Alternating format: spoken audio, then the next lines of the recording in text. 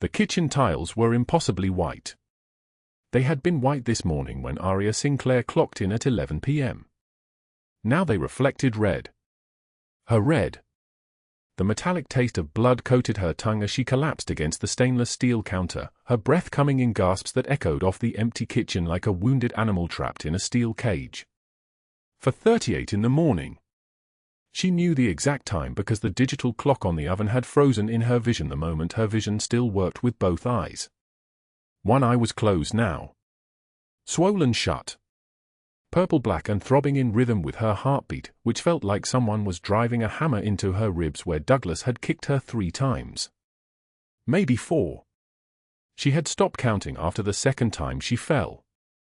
Her black and white maid uniform was stained crimson down the front. The white apron, the one she had washed and pressed every Sunday for 6 months, was now a crime scene. Split lip. She could feel it split, feel the warm blood running down her chin, dripping onto her chest. Handprints around her throat like a necklace of violence. 5 fingers pressing into the soft flesh of her neck, his voice hot and close, promising that this time he would finish what he started. The October cold still clung to her torn coat. She had run from the parking garage 3 blocks away, her breath crystallizing in the frozen air, her bare hands numb because she had dropped her glove somewhere in the dark. All she had done was work her shift. All she had done was exist in a way that displeased him. The door swung open. 3 men. 3 figures in charcoal and black, framed in the doorway like an execution squad. The tallest one moved first. Giovanni Castellano. 6'3". 39 years old. A face carved from marble and cruelty, the kind of face that made people look away. A scar ran from the outer corner of his left eye down to his cheekbone, pale and thin like a blade had once tried to split him open and failed. His suit cost more than everything Aria owned combined. More than everything she had owned in her entire life. His face drained of color. The 2 men behind him, Carlo and Pietro, she would learn their names later, exchanged a look that lasted exactly 2 seconds. A look that said something impossible was happening. Giovanni moved toward her in 3 strides. His movements were always controlled, always deliberate, each step a calculation. But these steps were different. These steps were urgent. He dropped to his knees beside her on the white tile floor, and his hands hovered over her injuries, trembling. Trembling. She tried to pull away. "Do not move," he said. His voice was deep and solid like an oath. Like thunder delivered from the throat of a man who had learned to make the world obey him. "You are safe now. I need to see." She did not understand. She did not know this man. She did not know that his daughter was named Emma. She did not know that 3 weeks ago, on a rain-soaked corner of 5th and Madison, she had pulled a bleeding 7-year-old girl from under a silver Mercedes that was still reversing, still trying to finish the job.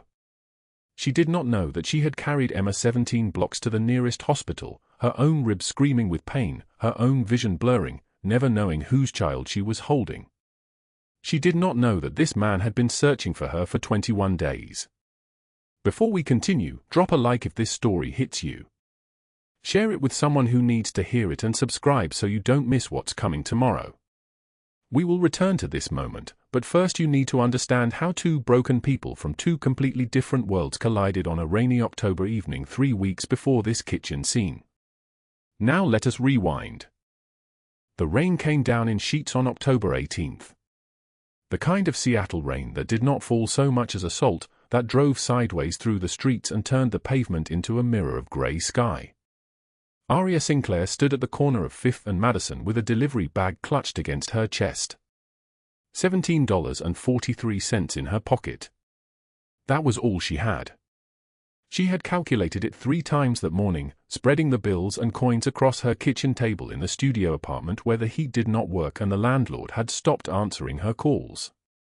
The dinner order was small. Spaghetti with marinara, extra parmesan, side salad, no dressing. A 7-year-old girl named Emma had ordered it from the restaurant where Aria worked the night shift. Emma's father had paid with a platinum card and tipped with a $100 bill. The restaurant manager had kept the tip. Aria had received her hourly wage. $11.50 per hour, for hours of work, minus taxes meant $41.12. She had spent most of it on bus fare to get to this neighborhood where the houses looked like monuments and the streets had names instead of numbers. She was waiting for the light to change. The silver Mercedes came out of nowhere. Or rather, it came from the underground garage beneath the Castellano mansion, but Aria did not know that. She only knew that the car was accelerating when it should have been slowing, and there was a child in front of it. A child with dark hair in a red coat. The child froze. Not ran. Froze. The way small creatures freeze in the presence of predators, hoping that stillness might somehow save them. Aria dropped the delivery bag. The sound it made hitting the pavement was less important than the fact that her legs were moving. She had not given them permission. Her body simply decided. She ran into the street, grabbed the child around the waist, and threw both of them backward into a flower planter as the Mercedes screamed past, its side mirror catching Aria's shoulder hard enough to spin her around. She hit the ground on her right side, and every rib on that side seemed to detonate at once. She could not breathe. The child was crying. Emma was crying. Aria could hear her, even though the pain was trying to take her consciousness into the dark. She could feel the girl's small hands gripping her shirt, her body shaking with shock. "It is okay," Aria whispered, though she could barely get air through her lungs. "It is okay. You are okay." "My ribs," the girl sobbed. "You are hurt." Aria thought of her own ribs. Thought of the fact that she had $17.43 in her pocket and no health insurance and a landlord who was planning to evict her for non-payment. Thought of nothing. Did nothing. She pulled the girl close and held her until the screaming stopped. When the emergency responders arrived, they wanted to treat Aria too. She refused. She sat with Emma in the hospital room for the first 4 hours, never leaving the bedside, even though her whole right side was one magnificent ache. The girl asked for her. Not her parents. Not the doctors. She asked for the lady who had fallen on her. At midnight, a man in a charcoal suit entered the room. He was 6'3". His face was carved from stone and scar tissue, and when he saw his daughter, every edge of it softened.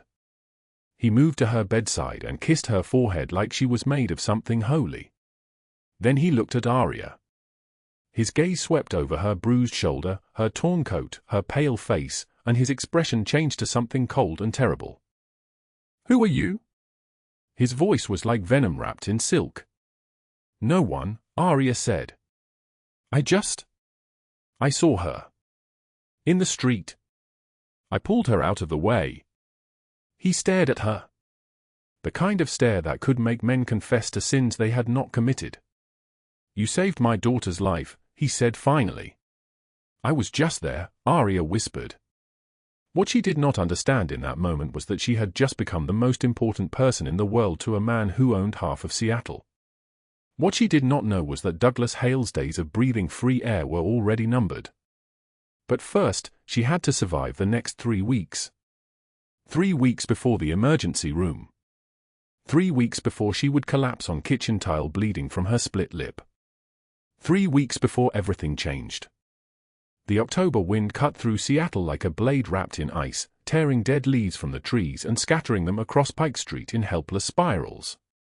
The sun had already surrendered to darkness at 6:47 in the evening, and the city lights reflected off wet pavement in fractured gold. Aria Sinclair walked with her shoulders hunched, her grey coat pulled tight, her breath forming small clouds in the frigid air. The coat had a ripped pocket on the left side. She had tried to sew it 3 times, and 3 times the thread had given way. She was coming from the Castellano mansion, where she worked as a housekeeping staff member, invisible, forgettable, the kind of person people's eyes passed over without landing. She had scrubbed floors for 10 hours that day. Her back ached. Her hands were raw from bleach and hot water. In her pocket, she carried $5.17. That was all the money she had left in the entire world. $5.17. It had to last her until Friday, and it was only Wednesday evening. Her apartment rent was due in 8 days. $85,000, her landlord had said. No, not $85,000.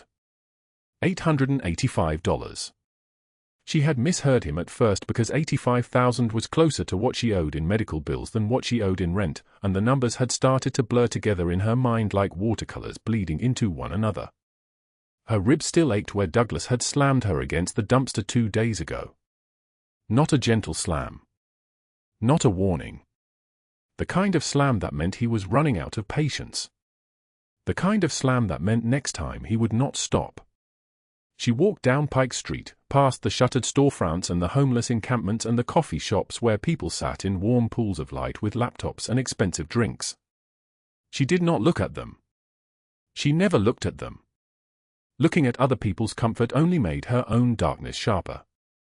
That was when she saw the red balloon. It was bright against the dark sky, dancing and bobbing as it floated above a small girl's head. The girl was 7 years old, with dark curls and a white coat, and she was chasing the balloon toward the intersection. Toward the edge of the curb.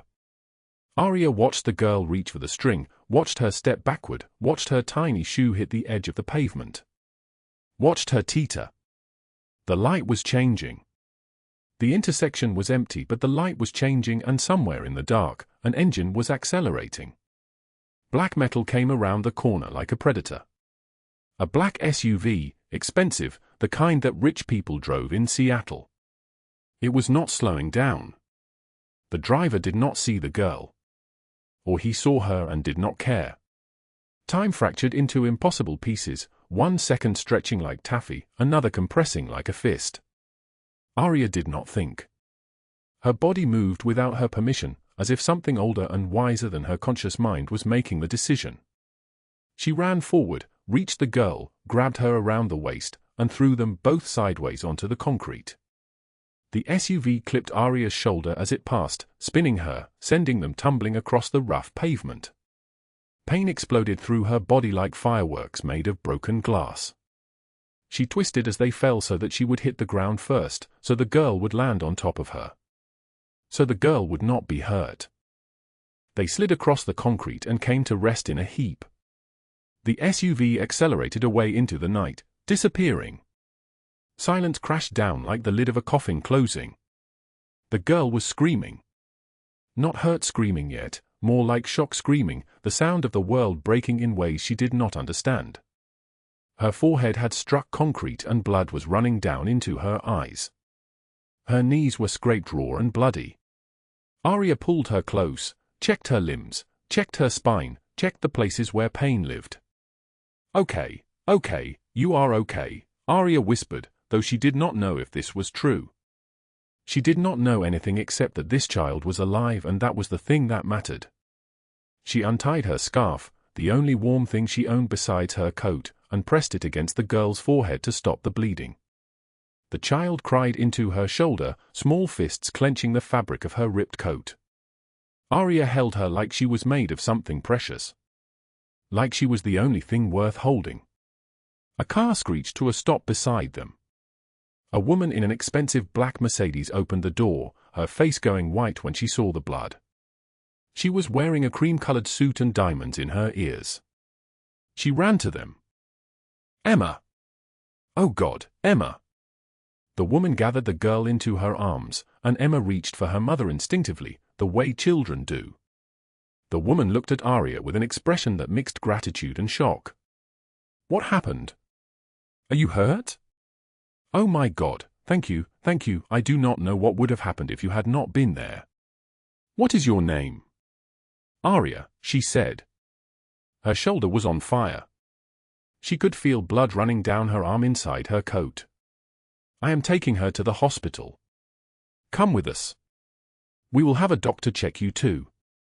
No, Aria said. I am fine. She needs you. The woman hesitated for only a moment. She was already moving back to her car, already cradling her daughter, already checking her over the way mothers do. Thank you, she said again, and then she was in the car and the door was closing and they were driving away into the Seattle night. The red balloon was still floating above the intersection, caught in the wind, swaying back and forth like something trying to escape. Aria sat on the cold concrete for a long time after they left. She did not cry. Her tears had dried up somewhere on a Greyhound bus 3 years ago when she ran from the group home at 18 with nothing but a backpack and the clothes she was wearing. She just sat there, breathing, bleeding, calculating. She was bleeding. That meant torn skin. That meant infection risk. That meant she could not afford a doctor. That meant she had $5.17 and a ripped grey coat with the girl's blood on it now, not just her own. She limped home to her studio apartment on the corner of 3rd and Pike. The lock had been broken for 4 months. The landlord had not fixed it.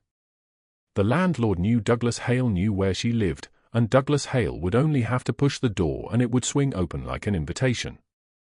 She did not know that the girl's name was Emma Castellano. She did not know that her mother was driving her to Harborview Medical Center while simultaneously dialing a number that would reach a man named Giovanni Castellano, the most dangerous person in the Pacific Northwest, a man who had built an empire on fear and loyalty and the understanding that people who hurt children did not get to live long in his city. She did not know that Giovanni would arrive at the hospital and see his daughter's bloody forehead and scraped knees and would feel something cold and terrible crystallize in his chest. She did not know that he would ask his daughter, in a voice like venom, who had saved her. She did not know that Emma would describe a thin lady with a torn coat and sad eyes who held her like she was important. She did not know that at 10 o'clock that same night, Giovanni would summon 2 of his most trusted men, Carlo, dark-haired and built like a stone fortress, and Pietro, older, with silver threading through his beard, and would tell them to find the woman who saved his daughter. He would describe her based on Emma's words: thin, brown hair, grey coat with a ripped pocket, kind eyes. He would tell them to search every hospital, every shelter, every place a desperate woman might try to heal herself. He would tell them that whoever this woman was, she had just become the most important person in his world. But Aria did not know any of this. She only knew that at 11 o'clock at night, there was a knock on her broken door, and when she opened it, Douglas Hale was standing in the hallway with his hands clenched into fists. He was 6'1". He had once been handsome before something inside him rotted and it showed on his face like a disease. His eyes were the color of wet concrete, and they were empty of anything that looked like mercy. He wore a black leather jacket and jeans and an expression that made her stomach clench with the kind of fear that lives in the body's oldest chambers. "You think you can ignore my calls?" His voice was soft. That was the worst part. The soft voice that meant he was done with patience. The soft voice that meant pain was coming. She tried to close the door. He forced it open with his shoulder, and the broken lock gave way without any resistance at all. He stepped inside. She stepped backward. Her apartment was small enough that 3 steps took her to the wall. "You think you can move to a new job and I will not find you?"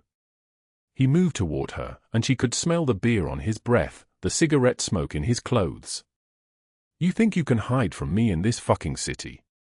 Douglas, please." Her voice came out as a whisper. It always came out as a whisper when he was like this. He grabbed her throat. Not gently. His fingers were thick and strong and they pressed into the soft places where her windpipe was. She could not scream. She could only try to breathe and fail. He pressed her against the wall, and his face came close to hers, and his mouth moved against her ear. "I love you," he said. "You understand that? I love you. And when you run from me, you hurt me. And when you hurt me, I have to hurt you so that you understand what you have done." She did not believe him. She had stopped believing him a long time ago. But she could not move, and she could not speak, and she could not do anything except wait for this to be over. He released her. She gasped for air. He grabbed her wrist and twisted it, not hard enough to break, just hard enough to hurt. Just hard enough to leave marks. Just hard enough to mark her as his. "If I find out you are seeing someone else," he said, "if I find out you are even talking to someone else, I will find you. And what I will do to you will make you wish you had died on that street instead of helping that girl." He left.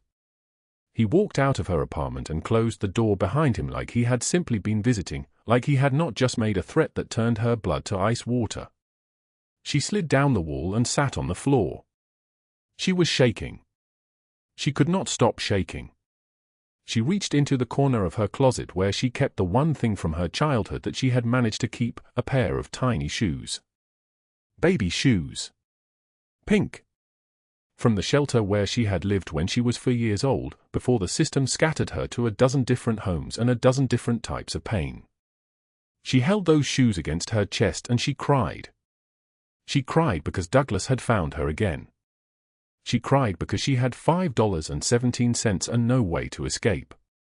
She cried because she had saved a little girl and nobody would ever know, and nobody would ever thank her, and it did not matter at all because the universe was cruel and indifferent and small acts of kindness were swallowed by the darkness like drops of water in an ocean. She did not know that her small act of kindness had just changed everything. She did not know that somewhere across the city, in a mansion in the hills overlooking Puget Sound, a powerful man was beginning to move pieces across a board like a general preparing for war. She did not know that Douglas Hale had approximately 3 weeks to live his life the way he had been living it, free, breathing, unafraid. But she would find out soon enough. The lobby of the Belmorn Hotel was silent except for the soft chime of the elevator doors closing. Aria Sinclair pushed her delivery cart toward the exit, 3 empty insulated bags slung over her shoulder, her shift nearly finished. She had been on her feet since 4 in the morning, first cleaning the Castellano mansion, then a quick break in a bus station bathroom, then the delivery job that paid minimum wage and tips that never came. Her black maid's uniform was hidden beneath a red delivery jacket, but the exhaustion was visible in every line of her face. The marble floor reflected the afternoon light like a mirror showing her the truth she could not escape. Tired. Broken. Invisible. She did not see Martin Reese stepping out from behind the concierge desk until his voice cut through the lobby like a blade. Wait right there. Aria stopped. She turned. The hotel owner was moving toward her, his expensive watch catching the light, his face twisted with accusation.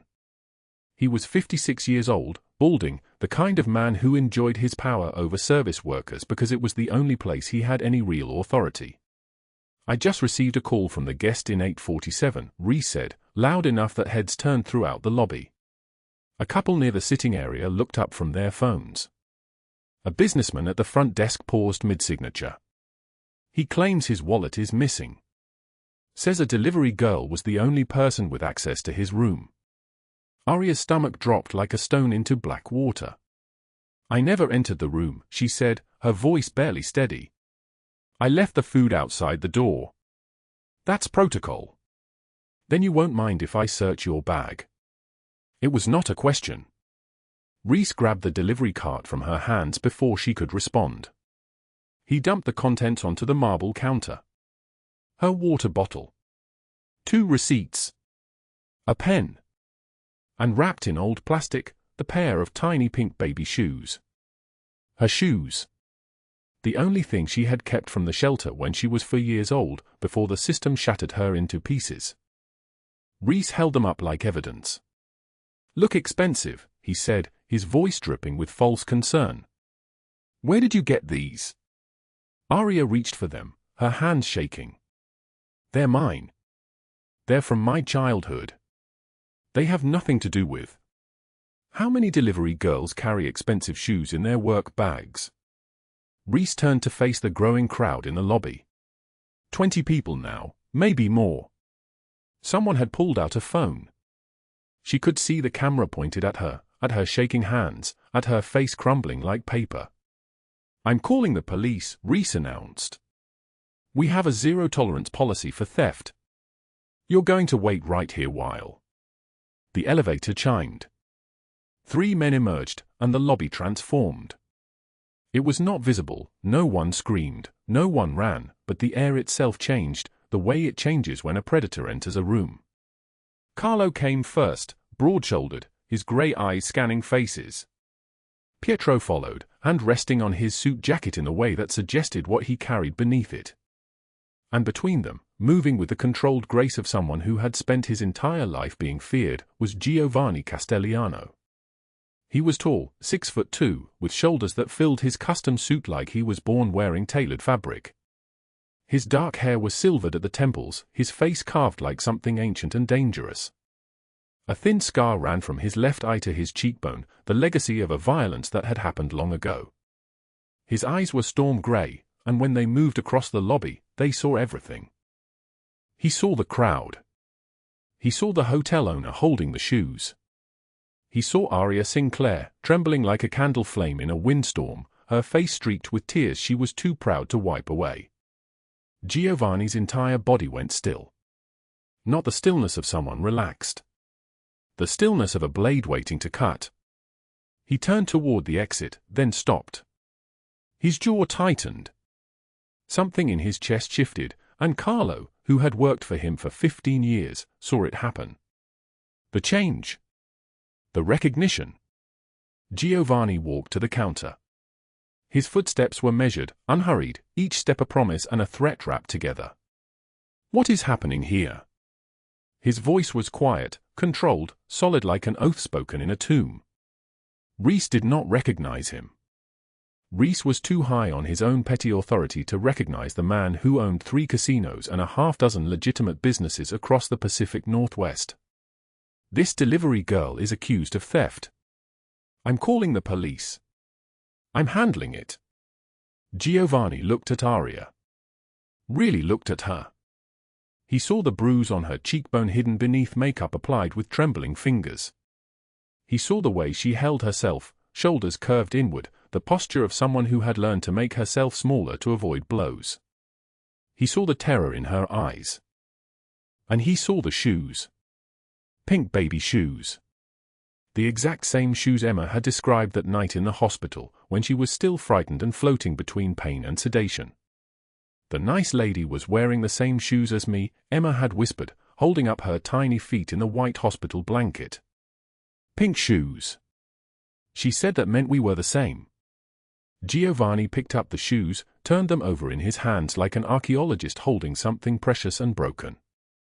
How much? He asked. $500, Reese said. Giovanni pulled out his wallet. He counted out 10 $100 bills and placed them on the counter, each bill landing like a period at the end of a sentence. Consider it resolved. The young woman is under my protection. If you contact the police or speak of this incident again, I will buy this hotel by Monday and terminate every employee by Tuesday. Do we understand each other? Reese's face went white when recognition finally struck. Giovanni Castellano. The name whispered in certain circles with the kind of fear that came from knowing the man had the power to erase you from the earth like you had never existed. Mr. Castellano, I didn't know. Giovanni handed the shoes to Aria, his fingers brushing hers for just a moment. Come with me. She followed him out of the lobby, aware of 20 pairs of eyes watching, aware of the camera still filming, aware that her life had just changed in a direction she could not yet comprehend. 3 hours later, Aria sat in a private booth at Marcello's, the most expensive Italian restaurant in Seattle, candlelight casting shadows across red leather seats. Giovanni Castellano sat across from her, a glass of wine untouched before him. Carlo and Pietro stood at a distance, near the entrance, their presence a wall between her and the rest of the world. Eat, Giovanni said. Aria could not lift her fork. She kept apologizing. Mr. Castellano, I'm so sorry about the hotel. I didn't mean to bring trouble to your business. I'll quit the maid position tomorrow. I'll disappear. You'll never hear from me again. Giovanni leaned forward. His storm grey eyes held hers, and she could not look away. Do you know who I am? Yes. The word came out as a whisper. Then you know I do not waste time on small things. 3 weeks ago, someone saved my daughter's life. Someone pulled her from the street and carried her to safety while her own body was screaming with pain. I have spent 3 weeks searching for that person. Looking at security footage. Checking hospitals. Following leads that went nowhere. He paused. Tell me your name. Aria. Aria Sinclair. Aria. He said her name like it was something he was committing to memory. You are her. You are the woman who saved Emma. Aria shook her head, unable to speak. Her vision blurred with tears she had been holding back since the lobby of the Belmorn Hotel. Why would you help my daughter? Giovanni asked. She was a stranger. You risked your own safety for her. Aria's voice broke. Because she was alone. And scared. And no child should be alone and scared. Giovanni was quiet for a long moment. When he spoke again, his voice was different, softer, but somehow more dangerous because of it. Tell me about yourself, Aria Sinclair. So she did. She told him about the shelter when she was 4 years old, about the nurse who gave her the pink shoes and told her she was brave. She told him about the foster homes, 15 of them, each one worse than the last. She told him about her mother, dead from pneumonia when Aria was 8, and the funeral expenses that had haunted her for 17 years. She told him about the $85,000 she still owed, the debt collectors calling every day, the 7 days before they garnished her wages and left her with nothing. She told him about $5.17 in her pocket, and how she had divided it 3 ways so she could eat, put gas in her car, and keep $2 for an emergency that might never come. When she finished, Giovanni was looking at her like he was seeing something no one else had ever seen. He took out a pen and wrote a number on the napkin in front of her. He slid it across the table. $85,000. Consider it paid, he said. You will also move to a secure apartment tomorrow. Carlo will arrange everything. You will not return to any of your other jobs. You will work only at the mansion for a salary of $8,000 a month. Aria pushed the napkin back. I won't be bought. I didn't save Emma for money. Giovanni smiled.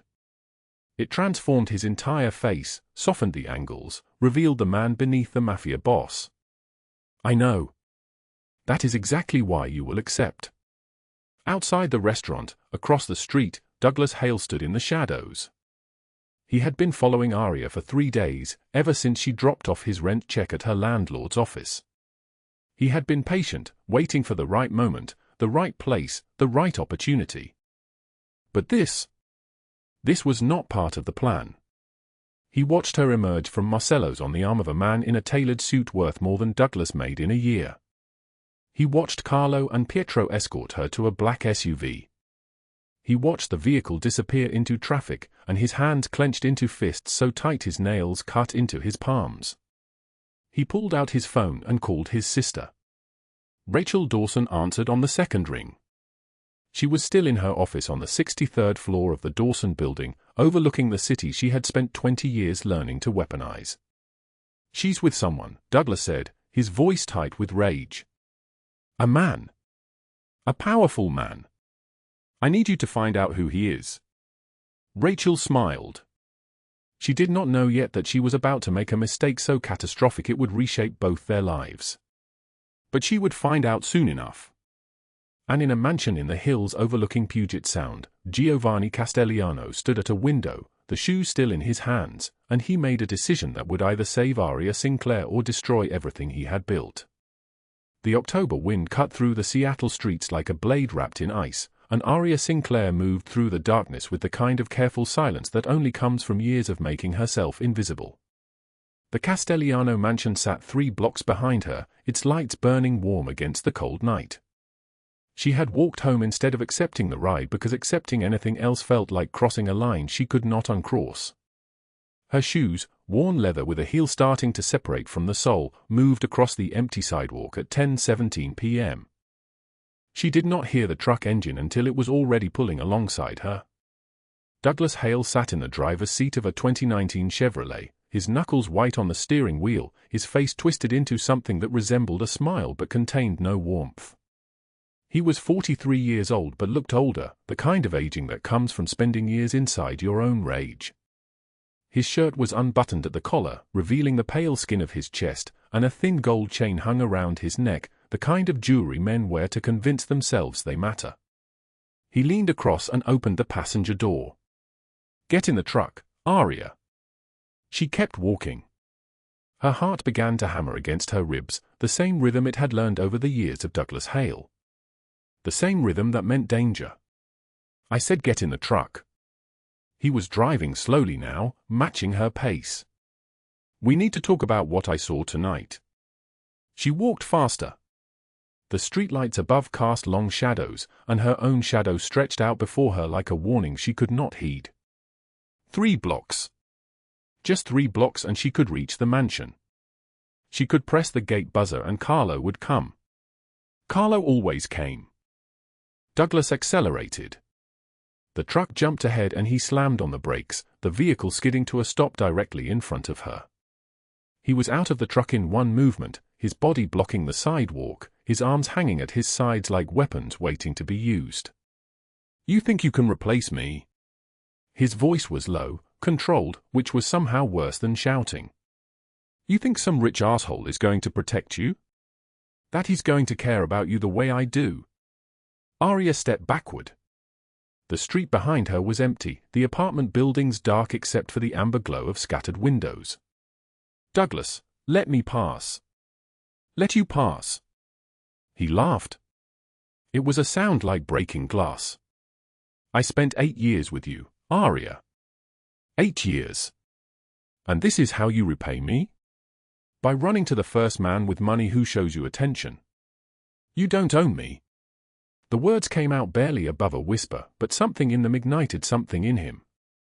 She saw his face change, saw the moment the decision crystallized behind his eyes. He closed the distance between them in 2 strides and grabbed her arm, his fingers digging into the soft skin above her elbow, and he dragged her toward the truck. You're coming with me. We're going to talk about this like adults. Aria pulled backward, her feet scraping against the concrete. No. Let me go. Let you go. He spun her around and his fist came up, catching her across the face with a force that exploded her vision into stars. The impact threw her sideways, and she fell hard onto the pavement, her hand sliding across concrete, skin tearing away in long strips. The taste of copper flooded her mouth. Blood. I told you I would finish this. His voice sounded far away and very close at the same time. He was standing over her now, and then his boot was coming up, driving into her ribs with the kind of force that stops breath, that breaks bones, that turns the world into nothing but pain. She gasped. She could not breathe. Her ribs were screaming, each one lighting up with its own private agony. Please, she whispered. Douglas grabbed her by the throat. His hands were enormous, his thumbs pressing into the soft front of her neck, cutting off the air, cutting off the sound. She tried to claw at his arms but her fingers found nothing but fabric and muscle. Dark spots were beginning to bloom at the edges of her vision. His face was inches from hers, his breath smelling of cigarettes and coffee, and his eyes held nothing but cold certainty. You belong to me, Aria. You will always belong to me. A camera mounted on the exterior wall of the Castellano mansion, positioned at the northeast corner of the property, captured every second. The timestamp read 10:23 p.m. It captured Douglas's face, Douglas's hands around her throat, Douglas's boot coming up to strike her ribs again. It captured everything. He released her and she fell forward onto the pavement, gasping, her body convulsing as it remembered how to breathe. Blood dripped from her mouth onto the concrete. From her nose. From her torn palms. Douglas stood over her for 10 more seconds, breathing hard, his eyes bright with something close to satisfaction. Then he got back in the truck and drove away. Aria lay on the cold pavement for a long time. Minutes passed. 5 minutes. 10. She could not move. Everything hurt in the way that suggested permanent damage, in the way that suggested her body had been rearranged into something that would never work the same way again. The October wind moved across the street, carrying leaves and the smell of the bay, and she began to crawl. She crawled away from the light, away from the direction Douglas had gone, moving in the opposite direction of the mansion because something in her mind had broken, or maybe something in her mind had finally woken up. She crawled 2 blocks, leaving a thin trail of blood on the sidewalk, before she managed to get to her feet. Her vision swam. Her ribs screamed. But her legs moved, one in front of the other, stumbling through dead leaves that skittered around her ankles like tiny bones. She collapsed in a doorway 3 blocks away from where Douglas had left her. The doorway belonged to an apartment building with a dark entrance, and she pressed herself into the corner, trying to make herself smaller, trying to become invisible all over again. Her hands were shaking so badly she could not control them. Her teeth chattered even though sweat ran down her temples. Her breath came in sharp, painful gasps. She reached into her pocket and pulled out the child's shoes. The small plastic shoes Emma had worn in the shelter, the shoes Aria had kept for 3 years like a prayer card. The shoes were smeared with blood now, her blood. She looked at them in the darkness and something inside her began to splinter. Maybe Douglas is right, her mind whispered. Maybe you do deserve this. Maybe you are so broken that no amount of help will fix you. Maybe you should stop fighting. The water of Elliott Bay was 3 blocks away. She could see the darkness of the water from where she sat today. The cold. The silence. The peace that came with surrender. She thought about walking to that water. She thought about wading in until her feet lost the bottom, until the cold took over everything. Her legs began to move in that direction. Then a child laughed from an apartment window above. A high, bright laugh, the same pitch as Emma's laugh. Aria stopped. Her legs froze. She gripped the shoe so tightly her nails cut into the plastic, and something shifted inside the broken places. If she died, Douglas won. If she gave up, he took everything. If she walked into that bay, he got to spend the rest of his life knowing he had finally finished what he started. She turned away from the water. She turned toward the only place that had ever felt like safety. The Castellano mansion was 2 blocks north. She stumbled through the October darkness, her body moving on instinct alone, leaving a trail of blood on the streets of Seattle. The gates appeared before her like the answer to a prayer she had not known she was praying. Her finger found the buzzer. 4:38 a.m. She pressed it and collapsed into the kitchen where she worked as an invisible maid, exactly where Act 1 had begun, and this time there was no pretending, no hiding, no making herself small enough to disappear. The security camera had captured everything Douglas Hale had done to her. The mansion had recorded his face, his voice, his hands, his violence. And in his study, Giovanni Castellano would soon be watching that footage with the kind of cold fury that only comes from a man who has spent his entire life waiting for a reason to use his power. Carlo was the one who found her. He called for the doctor.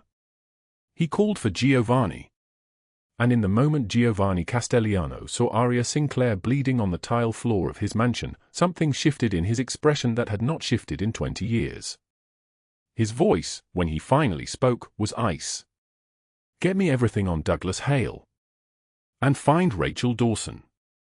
I want to know where she is, what she is doing, who she has spoken to. Get me everything within the hour. 72 hours later, at 6:23 a.m. on a clear October morning, FBI agents moved through Seattle like a tide of reckoning. 1 week after the arrests, the guest room in Giovanni Castellano's mansion smelled like antiseptic and October rain. Aria lay in the bed with her ribs wrapped tight, watching the ceiling fan move in slow circles, counting the rotations because counting was easier than thinking. Yellow and green bruises mapped her body like a geography of pain. Her left eye had stopped swelling 3 days ago. The split in her lip had finally closed. But the inside of her chest, the part that lived behind her heart, had not healed at all. The child's shoe sat on the dresser across from her. Small, white, still stained with the rain from the night Aria had pulled Emma from beneath that car. She had kept them for 6 months before this night, long before she understood who that little girl belonged to, long before Giovanni Castellano became more than a name whispered in the city streets. The shoes had been her only proof that she had done something good. At 2 a.m., Aria could not sleep anymore. She moved carefully from the bed, one hand supporting her ribs, and made her way to the small desk by the window. The Seattle skyline stretched below her, wet streets reflecting the amber glow of streetlights. She pulled out paper from the drawer. Her hand trembled as she picked up the pen. The letter was harder than she thought it would be. Dear Giovanni.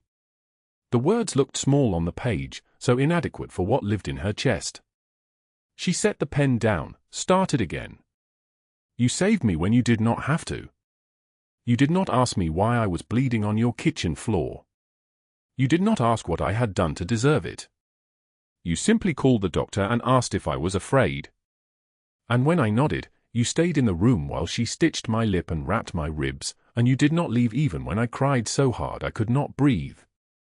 I have been watching you with Emma.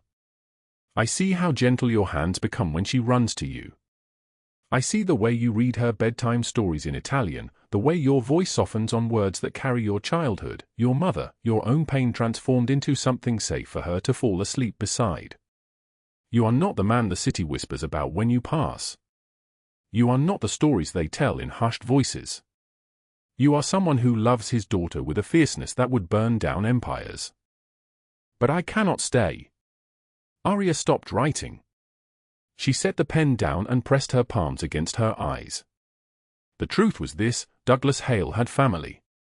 Rachel Dawson had lawyers and connections that stretched into federal buildings. The police officers who had ignored her reports for 3 years were scrambling to bury evidence, and they would look for anyone Giovanni Castellano cared about. They would tighten the noose. They would come for him through her. And Emma, 8-year-old Emma with her gap-toothed smile and her drawings of butterflies and her small hand that trusted Aria's completely, could not live in a home where danger circled like a predator waiting for weakness. She picked up the pen again. Douglas is in federal custody. Rachel Dawson will likely serve time for conspiracy. But their families are not gone. Their connections are not severed. And I have watched what happens when you care about someone, Giovanni. I have watched you move through the world differently since the night you found me bleeding on your floor. Your men have noticed. Carlo mentioned it. Pietro asked if you were well. You have made yourself vulnerable for me, and that vulnerability can be weaponized. So I am leaving Seattle tonight. I am taking the Greyhound to Portland at 4 a.m. Please do not look for me. Not because I do not care about you, but because I love Emma too much to let danger touch her because of me. You gave me something I never had before. You showed me that I deserve safety. That I deserve to be seen. That I was never really invisible, I was just waiting for someone to remember how to look. Thank you for that. I wish I could stay. Aria signed her name. Her handwriting was small and shaky, like everything else about her. She folded the letter carefully and went downstairs. The kitchen was silent except for the hum of the refrigerator. She set the letter on the counter beside the stove. Next to it, she placed the check Giovanni had tried to give her 1 week ago. $85,000. She had not cashed it. She would not cash it. Money that large would leave a trace. Money that large would lead him to her. She climbed the stairs and packed nothing. She took only the child's shoes from the dresser.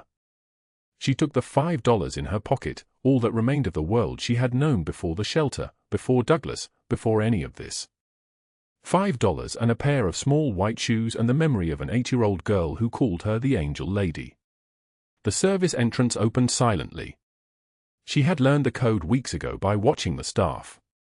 The October cold bit through the thin jacket she wore. Her ribs screamed with each step, but she moved faster anyway, down the driveway, through the gates, toward the bus station 2 blocks away.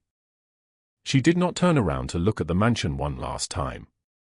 If she had, she might have stopped walking. She might have remembered the way Giovanni's hand felt on her shoulder. She might have broken entirely. The Greyhound station was nearly empty at 3:48 a.m. The fluorescent lights made everything look sick and skeletal. A man behind the counter took her $5 and $35 more she did not have, and she suddenly understood what she had done. She had committed to leaving on a bus ticket with $5 in the world and no destination beyond Portland. She sat on a bench in the waiting area, the child's shoes in her lap, her breath visible in the cold. The ticket to Portland sat in her hands. Boarding would begin in 10 minutes. She had made the choice. She was following through. This was the right thing. Then the door opened. The November wind came first, sharp and carrying the smell of rain. Then the footsteps. Measured. Unhurried. The sound of expensive shoes on linoleum floors. Giovanni Castellano stood in the doorway of the Greyhound station at 3:52 a.m. wearing only a white button-down shirt, no coat, no protection from the cold. Pietro and Carlo flanked him, their expressions carefully blank. Giovanni's eyes found hers across the empty station, and in that moment, Aria understood that he had found her before she even boarded the bus. He had found her because he had been looking. He had been looking since the moment he found the letter. He walked toward her slowly and sat beside her on the bench without asking permission. "You wrote that you cannot stay because you might endanger Emma," he said. His voice was rough, like he had not slept since discovering the letter. His hands were shaking slightly. Aria had never seen them shake before. "Yes," she whispered. "Then you do not understand what you mean to us." She could not look at him. She could not see his face. "Emma asks for you every morning," Giovanni continued. "She calls you the angel lady. She tells everyone at her school that you were the one who saved her. That you were the bravest person she has ever known. And he stopped. He swallowed hard. His voice dropped to something barely audible. "I have spent 20 years building walls. Walls so thick that nothing could touch me. Nothing could reach me. You walked through them without trying. You did not even know you were doing it. You just kept showing up at 4 in the morning to clean and fold laundry and make sure Emma had fresh juice boxes in the refrigerator. You just kept being kind. And now you are telling me you will leave because you think it will protect us." Aria turned to look at him. There were tears on his face. Real tears. This man who commanded empires, whose word could end lives, was crying on a bus station bench at 4 in the morning because she had tried to leave him. "I am nobody," she whispered. "You are everything," Giovanni said. His hand reached out and took hers. His palm was warm. His touch was steady now, even though his eyes were wet. "Douglas Hale is in federal custody for assault, stalking, and conspiracy to commit murder. Rachel Dawson is facing federal wire fraud charges. The officers who ignored your reports have been arrested. You are safe, Aria. But only if you choose to be. Only if you stop running." "I'm terrified," Aria admitted. Giovanni stood and offered his hand.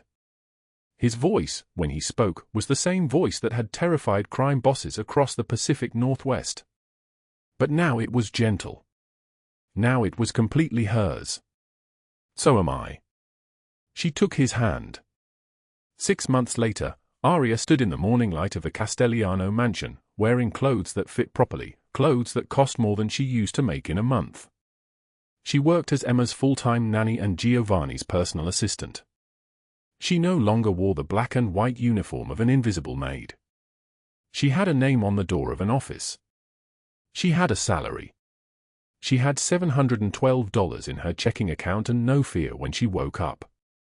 Emma appeared in the kitchen doorway carrying a breakfast tray, her small face glowing with the kind of joy only 8-year-old children could generate. Pancakes. Fresh fruit. Coffee in the cup Aria preferred. The child had made it with help from the housekeeper, but the gesture was entirely Emma's. "Surprise," Emma said, singing the word.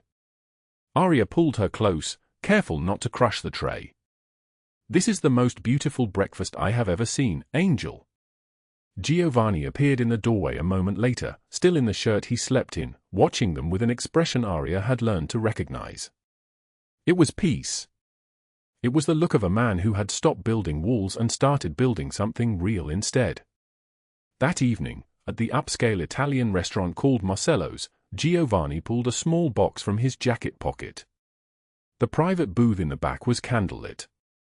The city hummed beyond the windows. He slid the box across the white tablecloth toward her. "I know we agreed to take this slowly," he said, his voice steady now, completely present. "But I have learned something in these 6 months. Life is too short to waste time when you know. You saved my daughter, Aria. You saved me. Will you let me spend my life proving you made the right choice staying? The ring was simple. A diamond held in white gold. She said yes before he finished asking. And here is what must be understood about this story. Aria Sinclair walked into the Castellano mansion as an invisible maid with $5 in her pocket and bruises she believed she deserved. She learned that your worth is never determined by how others treat you. It is determined by how you treat others when no one is watching. Douglas Hale believed power meant control through fear. Giovanni Castellano learned it meant using your strength to protect those who cannot protect themselves. And Aria discovered that sometimes the bravest thing you can do is not run from love. Sometimes it is choosing to stay and fight for it. The child's shoes sit in a glass case in Giovanni's office now. A plaque beneath them reads, "The first step toward home." If this story reminded you that your past does not define your future, drop a like right now. Subscribe because tomorrow's story will shake you just as hard. Share this with someone who needs to remember they are worth fighting for. Comment below, what would you have done in Aria's position? And remember this. You are never as alone as you think you are. After every storm, the sky clears. And you are far stronger than you think you are. Thank you for staying with us until the very end. We will see you in the next video.